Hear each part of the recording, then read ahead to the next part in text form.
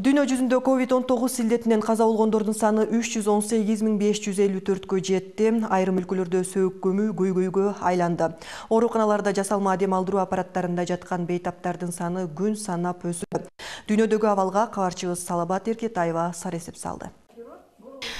Азыр Орусияда абал курчуп жатат. Коронавирусту жуктуруп алгандардын саны 290.678 жетти. Бүгүн илдетке чалдыккан жаңы 8.000ден ашуун учур катталды. Өкүнүчтүүсү коронавирус Орусияда бардыгы болуп 2722 адамдын өмүрүн жалмады.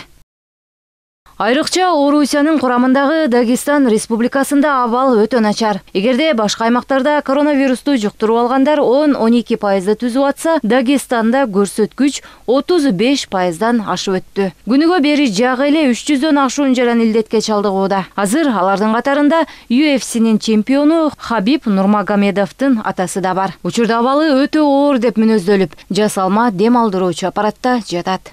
К врачам. Они лучше знают. Они нас умоляют, просят. Даже вот пару месяцев назад, я помню, когда только это все начиналось у нас в Дагестане. Оору башында Дагестанга келгенде элдер эч ким ишенбей, дарыгерлердин айтканын кылбай жатты эле. Азыр абал курчуп отурат. Дарыгерлерди угуп, талаптарды аткарып, бардыгыбыз биригишибиз керек. Ушул оорунун кесепетинен атам азыр ооруканада дарыланып жатат. Абал оор деп мүнөздөлүүдө. Менин тууган туушкандарымдын арасынан 20сы коронавирус илдетин жуктуруп алышты. Айрымдар бул дүйнө менен кош айтышты. Андыктан бардыгыбыз сак бололу. COVID-19 илдетин жуктуруп алгандар Украинада дагы өсүүдө. Бүгүн өлкөдө жаңы 260 учур катталды. Анын 24-ü жеткинчек болсо, 46-сы медицина кызматкери. Өкүнүчтүүсү бир күндө 13 жаран коронавирустан улам каза болду.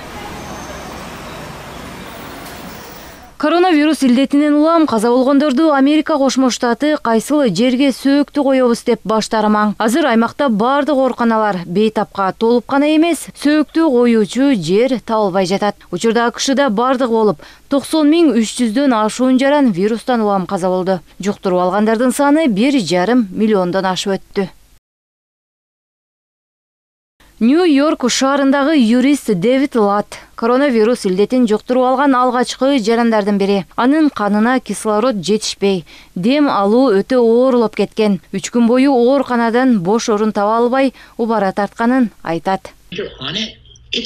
Мени жасалма дем алдыруу аппаратына туташтырышты. Эч качан бул учурдагы абалды унута албайм. Себеби кекиртекке түтүктү киргизишти. Мен өлүп калат окшойм деп ойлодум. Жашоом көз алдымда турду. Ашыкча кыймылдаганга да болбойт. Себеби кооптуу. Дарыгерлерге ыраазымын. Мени аркы дүйнөдөн сактап калышты. 6 күн жасалма дем алып жаттым. Муну эч качан унута албайм. Коронавирус азабы Бириккен Улуттар уюмунда иштеген 8 жарандын өмүрүн алды. Каза болгондордун бири Нью-Йорктогу кеңсенин кызматкери болсо, дагы бирөө Дүйнөлүк саламаттык сактоо уюмунун кызматкери болгон. Жалпысынан уюмдагы 520 киши инфекцияны жуктуруп, азыр бейтапканада дарыланып жатышат. Абалдары орто оор деп мүнөздөлүүдө.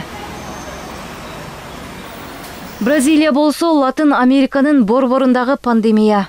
Бул аймак дүйнөдөгү каатчылыктын кийинки очогу болушу толук ыктымал. Bir апта ичинде эле чөлкөмдө илдетти жуктуруп алгандардын саны 96.000ден ашты. Кырдаалдан улам Бразилиядагы шаарчыларда массалык түрдө сөөктөр көмүлүп жатат. Өлкөдө тесттердин саны дагы саналуу калды. Каза болгондор 100.000ге чукулдап калды деп бийлик кооптонууда.